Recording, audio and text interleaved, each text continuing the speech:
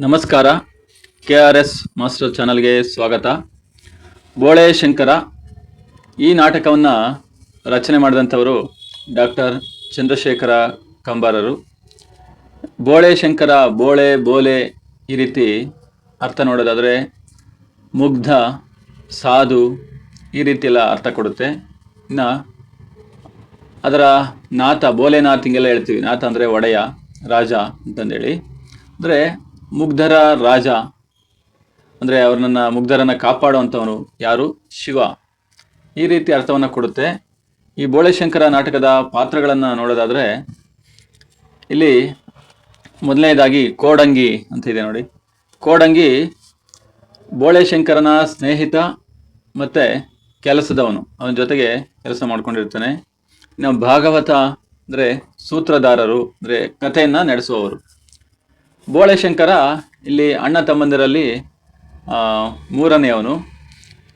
ಇವನೇ ಕಥಾನಾಯಕ. ಬೆಪ್ತಕಡಿ ಬೋಳೆಶಂಕರ ಅಂತ ಕೂಡ ಹೇಳ್ತೀವಿ. ಇವನು ಶ್ರಮಜೀವಿ. ಇನ್ನು ಸರದಾರ ಸೋಮಣ್ಣ ಬೋಳೆಶಂಕರನ ದೊಡ್ಡಣ್ಣ. ಇವನಿಗೆ ಅಧಿಕಾರದ ಆಸೆ ಜಾಸ್ತಿ, ಸರದಾರ ಸೋಮಣ್ಣನಿಗೆ. ಅದೇ ರೀತಿ ಸರದಾರ ಸೋಮಣ್ಣನ ಹೆಂಡತಿ ಕೂಡ ಇರ್ತಾಳೆ. ಅವನು ಬೋಳೆಶಂಕರನಿಗೆ ಅತ್ತಿಗೆ ಆಗ್ತಾರೆ. ಇನ್ನು ಬೋಳೆಶಂಕರನ ಎರಡನೇ ಅಣ್ಣ ಸಾಹುಕಾರ ಕಾಮಣ್ಣ. ಇವನಿಗೆ ಹಣದ ಆಸೆ ಜಾಸ್ತಿ. ಇದೇ ರೀತಿ ಸಾಹುಕಾರ ಕಾಮಣ್ಣನಿಗೆ ಮದುವೆ ಆಗಿರುತ್ತೆ. ಸಾಹುಕಾರ ಅಣ್ಣನ ಹೆಂಡತಿ ಬೋಳೆಶಂಕರನಿಗೆ ಅತ್ತಿಗೆ ಆಗ್ತಾರೆ. ಇವರನ್ನೆಲ್ಲ ಕೆಡಿಸೋದಕ್ಕೆ ಪಿಶಾಚಿಗಳು ಬರ್ತಾರೆ, 1, 2, 3 ಅಂತಂದೇಳಿ ಅವರು. ಇನ್ನು ನಮ್ಮ ನಾಟಕದಲ್ಲಿ ರಾಜ ಬರ್ತಾರೆ. ಯಾರು? ರಾಜಕುಮಾರಿಯ ತಂದೆ. ಮುಂದೆ ಬೋಳೆಶಂಕರನಿಗೆ ಮದುವೆ ಮಾಡಿಕೊಡ್ಬೇಕಾಗತ್ತೆ. ಆ ರಾಜಕುಮಾರಿಯ ತಂದೆ ರಾಜ. ನಮ್ಮ ಮಂತ್ರಿ ರಾಜಕುಮಾರಿಯ ಆಸ್ಥಾನದವನು, ಅಲ್ಲಿನ ಮಂತ್ರಿ. ರಾಜಕುಮಾರಿ ಬೋಳೆಶಂಕರನಿಗೆ ಮುಂದೆ ಹೆಂಡತಿಯಾಗುವಂಥವಳು. ಇಲ್ಲಿ ಮುಂದೆ ಸಂಭ್ರಮದಲ್ಲಿ ಹುಡುಗಿಯರು ಬರ್ತಾರೆ, ಸೈನಿಕರು ಕೂಡ ಬರ್ತಾರೆ, ನೃತ್ಯ ನರ್ತನ ಇದೆಲ್ಲ ಇರುತ್ತೆ.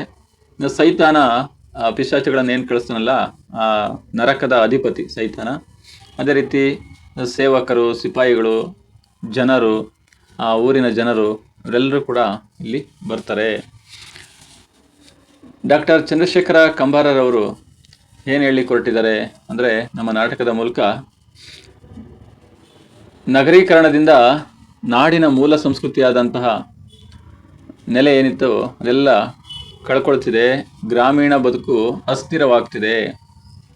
ಜನ ಶ್ರಮಜೀವನಕ್ಕೆ ಬೆಲೆ ಕೊಡ್ದಂಗೆ ದುರಾಸೆ, ದೌರ್ಜನ್ಯ, ಸ್ವಾರ್ಥಗಳಾಗಿ ಬದುಕ್ತಾ ಇದ್ದಾರೆ. ಈ ರೀತಿ ನಗರದಲ್ಲಿ ಇಂಥ ವಿಚಾರಗಳು ಮೈದಾಳ್ತಿವೆ ಅಂತಂದೇಳಿ ಎಲ್ಲರಿಗೂ ಭೋಗ ಸುಖ ಇಂಥ ಆಸೆ ಇದೆ. ಈ ರೀತಿ ಇಂದಿನ ಜನತೆ ಪರಂಪರೆ ಮೌಲ್ಯಗಳನ್ನೆಲ್ಲ ಕಡೆಗಣಿಸ್ತೀವಿ. ಹಿಂಗೆ ಬದುಕಬೇಕು, ಹಂಗೆ ಬದುಕಬೇಕು ಅಂತಿಲ್ಲ. ಹೆಂಗಂದ್ರೆ ಹಂಗೆ ಬದುಕಿದ್ರು ಸರಿ ಏನಾಗಿ. ಇಂಥ ಸಂದರ್ಭದಲ್ಲಿ ಅಧಿಕಾರದ ವಿಮುಖತೆ, ಅಧಿಕಾರಕ್ಕೆ ಅಂತ ಬೆಲೆ ಕೊಡ್ದಂಗೆ ಶ್ರಮಜೀವನ, ಸರಳ ಬದುಕನ್ನೇ ಮೌಲ್ಯವನ್ನಾಗಿಸಿ ಹಸಿರೇ ಉಸಿರು ಅಂತಂದೇಳಿ ತಿಳಿಸೋದಕ್ಕೆ ಹೊರಟಿದ್ದಾರೆ. ಈ ನಾಟಕದಲ್ಲಿ ಅದು ಯಶಸ್ವಿಯಾಗಿದೆ ನಾಯಕನ ಪಾತ್ರದ ಮೂಲಕ. ಆ ಗ್ರಾಮೀಣ ಸಂಸ್ಕೃತಿಯ ಪ್ರತಿನಿಧಿ ಯಾರಿಲ್ಲಿ? ಬೋಳೆಶಂಕರ. ಆ ಬೋಳೆಶಂಕರ ಹೊಸ ಬದುಕಿನ ಕನಸನ್ನು ಕಂಡಂಥವನು. ಏನು ಹೇಳ್ತಾನೆ ಇಲ್ಲಿ ಪಾತ್ರಧಾರಿಯಾಗಿ ಕಥಾನಾಯಕ ಬೋಳೆಶಂಕರ? ರಾಜನಾಗಲಿ ಮಂತ್ರಿಯಾಗಲಿ ದುಡಿದೇ ತಿನ್ನಬೇಕು ಹೊರತು ಸೋಮಾರಿಗಳಾಗಿರಬಾರ್ದು. ಯಾರಾದರೂ ಸರಿ ದುಡಿದೇ ತಿನ್ನಬೇಕು. ರಾಜ್ಯದಲ್ಲಿ ಸೈನ್ಯನೇ ಇರಬಾರ್ದು, ತೆರಿಗೆಗಳು ಬೇಡ, ನಾಣ್ಯಗಳು ಇರೋದು ಬೇಡ.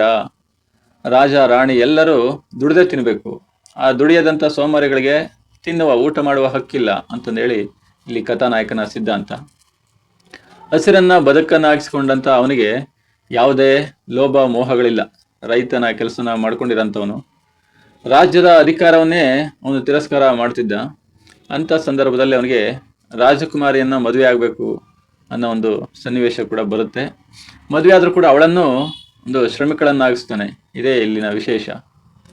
ಒಬ್ಬ ಒಳ್ಳೆ ಕೆಲಸ ಮಾಡುವುದು ಅಂದರೆ, ಯಾರಾದರೂ ಒಬ್ಬ ಒಳ್ಳೆ ಕೆಲಸ ಮಾಡಿದ್ರೆ ಅವನು ಪುಣ್ಯದ ತುರಾಯಿಗಳನ್ನು, ಅಂದರೆ ರುಮಾಲಿಗೆ ಪೇಟಕ್ಕೆ ಗರಿ ಇಟ್ಟಿರ್ತಾರಲ್ಲ, ಆ ಥರ ಪುಣ್ಯದ ತುರಾಯಿಗಳನ್ನು ರುಮಾಲಿಗೆ ಸಿಕ್ಕಿಸ್ಕೊಳ್ಳೋದಕ್ಕಲ್ಲ.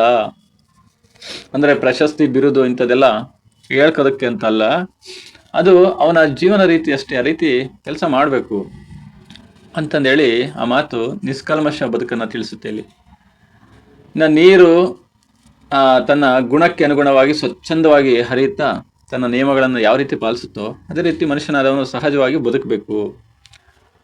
ಅದೇ ಇಲ್ಲಿ ಬೋಳೆಶಂಕರನ ಆದರ್ಶ. ಸಮಾಜವನ್ನ ತಿದ್ದೋದಕ್ಕೋಸ್ಕರ ನಿಯಮಗಳು, ಕಾನೂನುಗಳು ಇವೆಲ್ಲ ಏನು ಬೇಕಾಗಿಲ್ಲ, ಇರಬಾರ್ದು ಅಂತಂದೇಳಿ ಕಥಾನಾಯಕ ಹೇಳೋದು. ದಾರಿ ತಪ್ಪಿದವ್ರಿಗೆ ಗಾದೆ ಬಲ್ಲವರು ಬುದ್ಧಿ ಹೇಳ್ತಾರೆ, ಯಾರಾದ್ರೂ ದಾರಿ ತಪ್ಪಿರೆ ಅಂತಂದೇಳಿ ಸರಳ ಬದುಕಿನ ಸೂತ್ರಗಳನ್ನು ಮುಂದಿಡ್ತಾ ಇದ್ದಾನೆ.